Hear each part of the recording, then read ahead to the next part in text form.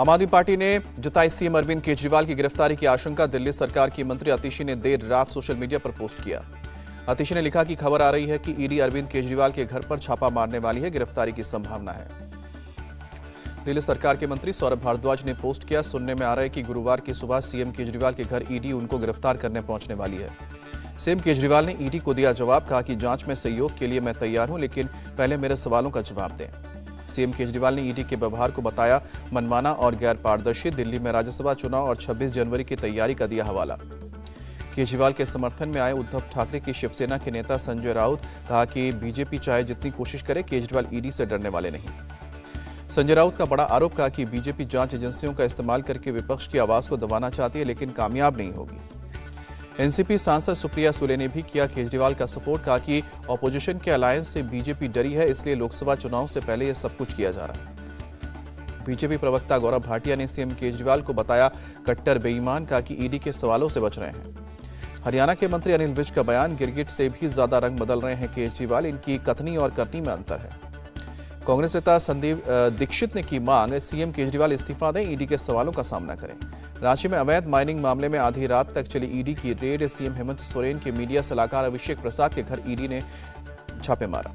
ED ने पूर्व विधायक पप्पू यादव, साहिबगंज के कलेक्टर रामनिवास और हजारीबाग के पूर्व डीएसपी राजेंद्र दुबे की घर जाकर रेड की और कई अधिकारियों के ठिकानों पर भी छापा मारा। ईडी की रेड के बीच सीएम हेमंत सोरेन की विधायक दल की बैठक। हेमंत सोरेन के सीएम बने रहने पर फैसला हुआ। हेमंत सोरेन ने मीटिंग में ईडी की रेड का किया जिक्र, कहा कि बीजेपी जांच एजेंसियों का इस्तेमाल करके विरोधी दलों को डराना चाहती है।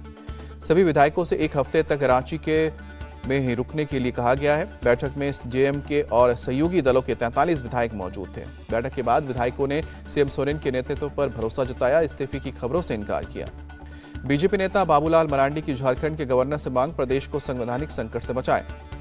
दिल्ली में आज कांग्रेस की बड़ी बैठक, लोकसभा चुनाव की रणनीति और भारत न्याय यात्रा पर होगी चर्चा। कांग्रेस के सभी प्रदेश अध्यक्ष और नेता प्रतिपक्ष होंगे बैठक में शामिल। भारत न्याय यात्रा के रोड मैप पर होगा मंथन। कांग्रेस घोषणा पत्र समिति की आज शाम को 4 बजे बैठक होगी। लोकसभा चुनाव की घोषणाओं पर चर्चाएं होंगी। चेयरमैन पी चिदम्बरम की अध्यक्षता में होगी बैठक। प्रियंका गांधी, शशि थरूर, आनंद शर्मा सहित सभी 16 मेंबर करेंगे शिरकत। दिल्ली में आज सोनिया गांधी से मिलेंगी वाईएसआरटीपी चीफ वाईएस शर्मिला। विधानसभा चुनाव में शर्मिला ने कांग्रेस को किया था सपोर्ट।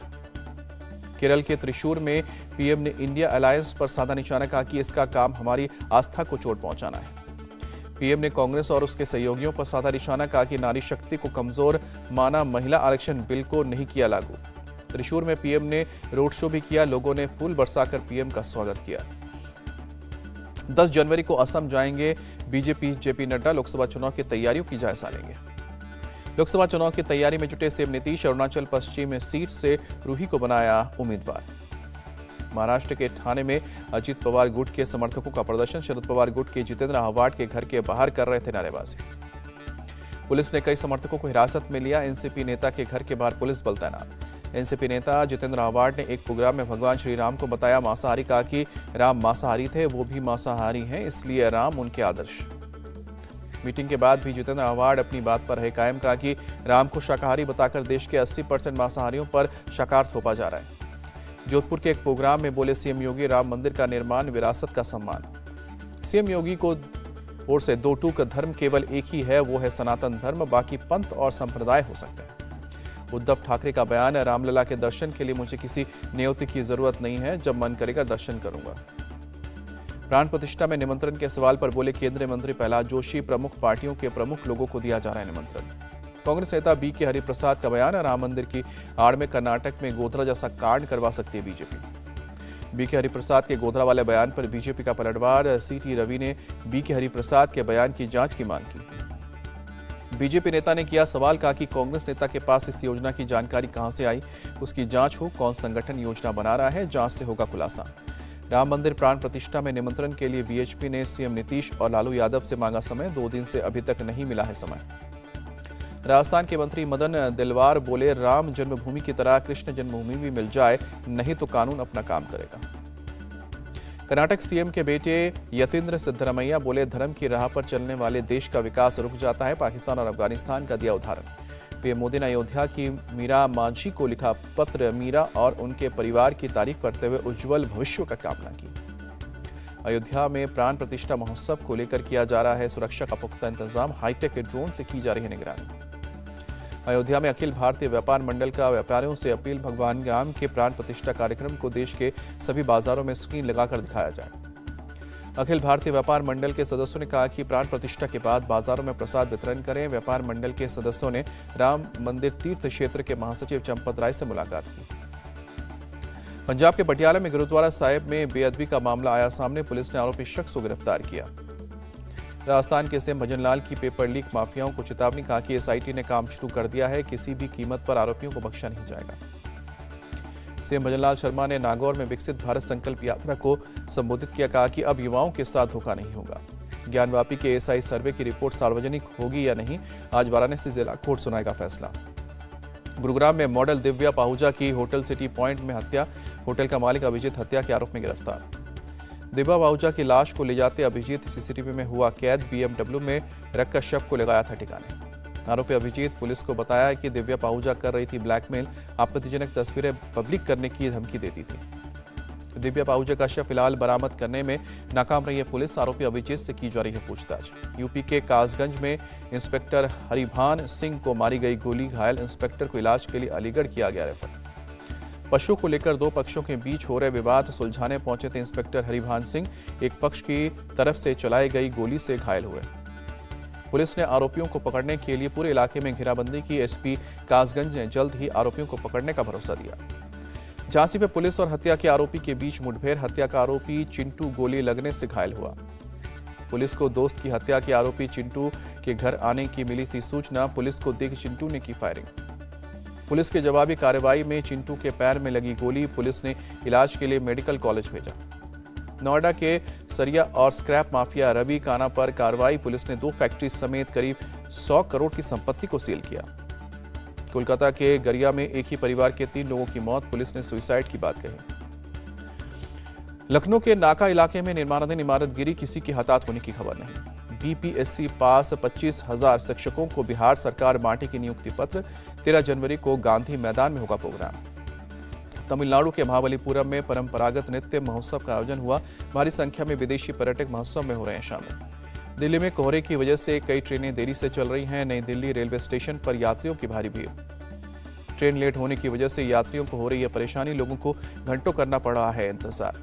दिल्ली में घने कोहरे की वजह से एयरपोर्ट पर विजिबिलिटी हुई कम, कई फ्लाइट्स हुई लेट। एमपी के ग्वालियर में घने कोहरे का असर, ट्रेन हो रही है लेट। यात्री घंटों स्टेशन पर कर रहे हैं इंतजार।